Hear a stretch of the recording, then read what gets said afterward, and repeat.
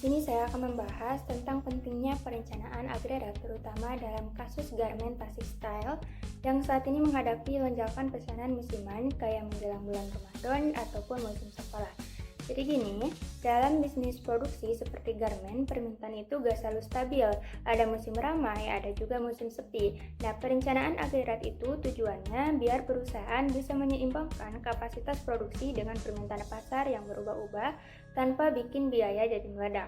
Misalnya, pas bulan-bulan biasa, karyawan itu tetap bisa menangani produksi. Tapi pas masuk musim ramai, kayak menjelang masuk sekolah ataupun bulan Ramadan, pesanan itu bisa naik 2 atau 3 kali lipat. Nah, dengan melakukan perencanaan agregat, perusahaan itu bisa tahu berapa banyak tenaga kerja atau bahan yang dibutuhkan, menentukan strategi produksi yang paling efisien, serta dapat menghindari pemborosan, seperti stok numpuk atau karyawan nganggur setelah masa sibuk. Jadi, perencanaan agregat ini tuh alat bantu strategi jangka menengah untuk mengambil keputusan soal tenaga kerja, waktu kerja, sampai dengan outsourcing. Di daerah saya itu banyak garmen yang udah biasa ngeluarin sebagian pekerjaan kayak bagian finishing saja ke masyarakat sekitar.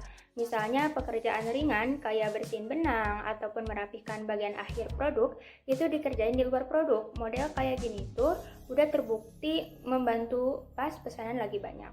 Tapi kalau lonjakannya sangat tinggi dan berulang tiap tahun kayak pas tiap bulan Ramadan ataupun masuk sekolah, dari 3 opsi ini apakah lembur, tenaga kerja kontrak ataupun subkontrak, saya merekomendasikan subkontrak atau outsourcing karena lebih fleksibel, di mana produksi bisa ditambah sesuai kebutuhan, nggak perlu merekrut orang baru atau beli alat tambahan, serta biayanya variabel, jadi cuma bayar sesuai pesanan yang dikerjakan.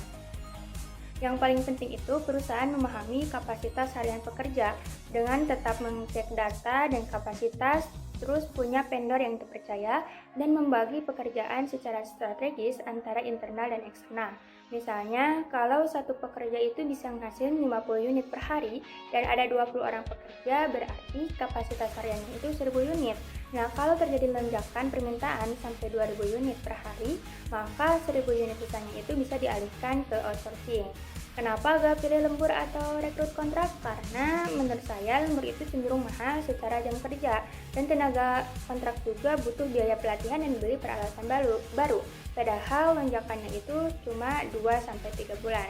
Nah, kalau perusahaan nggak bikin perencanaan agregat, risikonya itu besar.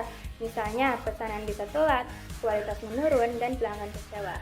Selain itu, perusahaan juga bisa rugi karena keputusan mendadak yang bikin biaya jadi tinggi seperti lembur darurat ataupun merekrut mendadak. Sekiranya itu pemaparan dari saya mengenai kasus tasik style dalam perencanaan agregat. Terima kasih atas perhatiannya.